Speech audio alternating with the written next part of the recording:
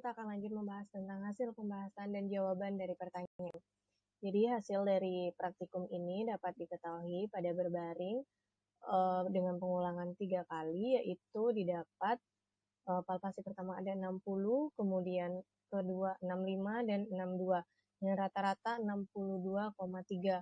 Pada posisi duduk ada dengan rata-rata 76,3. Dan pada posisi berdiri ada 80,6. Sedangkan pada saat istirahat kita bisa cek sebelum beraktivitas, kita cek dulu beraktivitasnya, di mana rata-rata pada lari di tempat yaitu 96, di mana sebelumnya ada 77,6, kemudian lompat tali ada 119,6, dan pada squat jam 117 denyut nadi. Pengertian tekanan darah.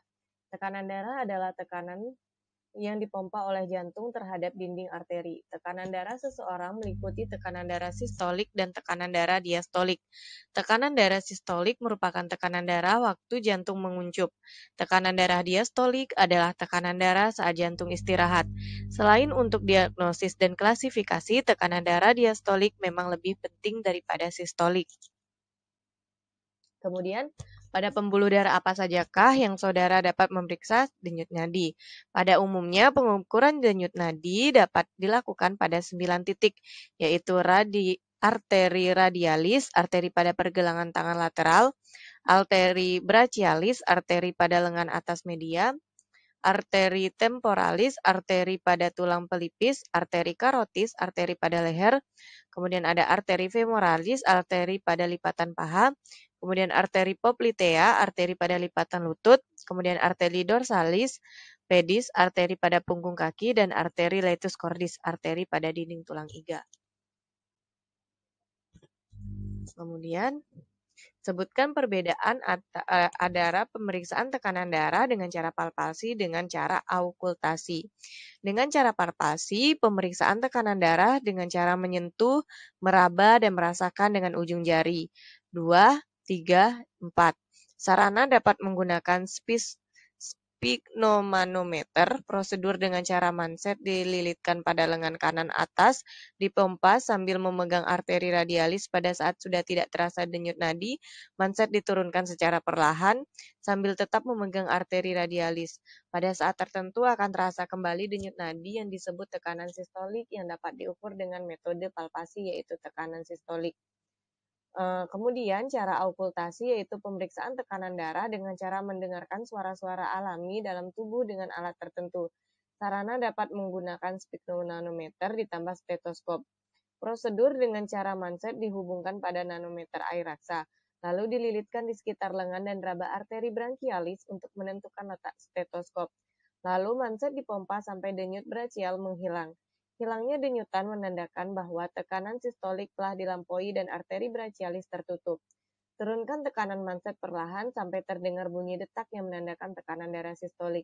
Bunyi yang terkenal tersebut dinamakan bunyi Korotkov, yang terjadi bersamaan dengan detak jantung dan akan terus terdengar dari arteri branchialis sampai tekanan dalam manset turun di bawah tekanan diastolik dan pada titik tersebut bunyi menghilang, yang dapat diukur dengan metode aukultasi yaitu tekanan sistolik dan diastolik. Kemudian apakah pemasangan manset yang terlalu ketat atau longgar mempengaruhi hasil pengukuran? Pemasangan manset yang tidak tepat dapat menyebabkan ketidakakuratan data yang dihasilkan. Tekanan darah yang dihasilkan lebih rendah dari yang normalnya, sehingga data tekanan darah lebih kecil dari normal. Sedangkan apabila manset yang dipasang terlalu ketat, maka tekanan darah yang dihasilkan oleh besar dari yang normalnya sehingga data tekanan darah lebih besar daripada normalnya. Terus, mengapa sih pemeriksaan tekanan darah dilakukan di lengan atas kanan? Pemeriksaan tekanan darah pada posisi lengan kanan atas lebih akurat, sebab jarak jauh dari jantung untuk menghindari suara bising pada saat pemeriksaan, dibandingkan pada posisi lengan tangan kiri atas yang dekat dengan jantung, lebih bising dan menyulitkan pemeriksaan tekanan darah. Kemudian, apakah ada perbedaan antara atlet dan non-atlet terhadap tekanan jantung? Terdapat perbedaan pemulihan denyut jantung antara atlet dan non-atlet. yaitu pada atlet sering melakukan aktivitas fisik yang dapat membuat otot jantung kuat dan tebal. Akibat sering dilatih, sehingga mengakibatkan kerja otot jantung efisien dan denyut nadinya stabil. Aktivitas fisik refleksnya terlatih sehingga denyut jantung dan tekanan darah menjadi meningkat secara teratur dan pemulihan tekanan darah dan denyut nadi menjadi lebih cepat. Sedangkan pada non-atlet, karena jarang atau tidak pernah melakukan aktivitas fisik yang dapat membuat otot jantung lemah dan tipis akibat sering jarang dilatih, sehingga mengakibatkan kerja otot jantung keras dan denyut nadi tidak stabil saat tiba-tiba melakukan aktivitas fisik. Non-atlet, refleksnya tidak terlatih, sehingga denyut jantung dan tekanan darah menjadi meningkat secara tidak teratur dan pemulihan tekanan darah serta denyut nadi menjadi lebih lama. Pengaruh posisi tubuh terhadap denyut nadi dan tekanannya. Nah, posisi tubuh saat berbaring, duduk, dan berdiri dapat menyebabkan perbedaan tekanan darah dan denyut nadi. Posisi tubuh sangat mempengaruhi terhadap denyut nadi dan tekanan darah. Ketika berbaring, maka jantung akan berdetak lebih sedikit karena tubuh sedang posisi rileks dibandingkan saat ia sedang duduk atau berdiri. Hal ini karena ada efek gravitasi bumi. Pada saat berbaring, gaya gravitasi pada peredaran darah lebih rendah karena arah peredarannya horizontal, sehingga tidak melawan gravitasi dan kerja jantung tidak terlalu berat.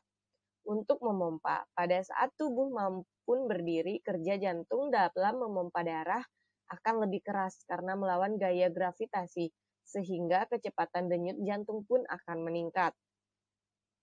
Posisi saat berdiri, tekanan darah pada posisi berdiri lebih tinggi daripada posisi duduk yang diakibatkan karena pada posisi berdiri tekanan darah dipengaruhi oleh gravitasi dan otot yang sedang berkontraksi untuk memompa berat tubuh. Hasil dari percobaan yang telah dilakukan sesuai dengan teori, di mana pada saat berbaring tekanan darah dan denyut nadi lebih kecil dibandingkan pada saat duduk. Tekanan darah dan denyut nadi lebih kecil dibandingkan pada saat berbaring. Hal tersebut karena adanya efek gravitasi pada saat perbedaan posisi duduk tubuh yang telah dijelaskan sesuai teori yang tadi. Terus, bagaimana pengaruh latihan terhadap denyut nadi dan tekanan darahnya? Latihan fisik dapat meningkatkan tekanan darah dan denyut nadi. Hal ini diakibatkan karena saat beraktivitas, sel tubuh memerlukan pasokan oksigen dan nutrisi yang cukup untuk melakukan metabolisme sel yang diperlukan dalam menghasilkan energi untuk bergerak. Sehingga peredaran darah di dalam tubuh, pembuluh darah akan semakin cepat dan curah darah yang dibutuhkan akan semakin besar, yang menyebabkan vasodilatasi. Akibat adanya vasodilatasi pada otot jantung dan otot rangka serta vasokonstriksi arteriol yang menyebabkan arteriol menyempit, dan kerja jantung tiap satuan waktu pun bertambah sehingga volume darah pada arteriol akan meningkat dan tekanan darah dan denyut nadi pun meningkat. Kemudian faktor-faktor yang mempengaruhi tekanan darah. Yang pertama ada usia. Risiko mengalami tekanan darah tinggi ataupun rendah dapat meningkat seiring bertambahnya usia, khususnya pada orang-orang yang berusia di kisaran 65 tahun. Kedua ada jenis kelamin. Yang mempengaruhi tekanan darah lainnya adalah jenis kelamin. Pria ditemukan lebih cenderung mengalami tekanan darah tinggi daripada wanita.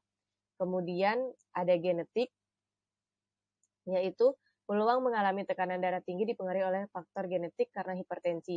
Biasanya dapat menurun dari keluarga. Kemudian ada berat badan, obesitas. Obesitas atau berat badan berlebih. Obesitas atau memiliki berat badan berlebih dapat meningkatkan resiko kenaikan tekanan darah dan penyakit kardiovaskular.